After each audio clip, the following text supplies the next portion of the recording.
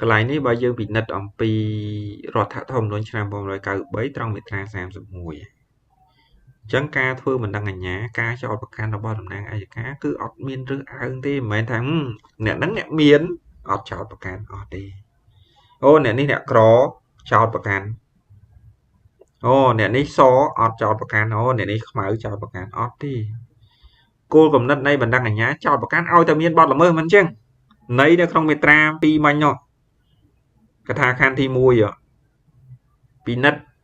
ទៅលើអត្ថិភាពនៃបទល្មើសទាញឲ្យឃើញពីរដ្ឋភាពហើយនឹងផ្ដន់ទាទោសជននោះអញ្ចឹងបណ្ដឹងអាជ្ញាហ្នឹងអត់មានការរើសអើងទេឲ្យតែប្រព្រឹត្តបទល្មើស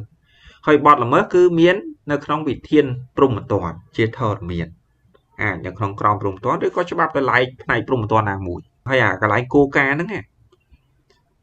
ជាគោលការណ៍មួយដែលមាននៅក្នុងកថាខណ្ឌទី2នៃរដ្ឋធម្មនុញ្ញឆ្នាំ1993ត្រង់មាត្រា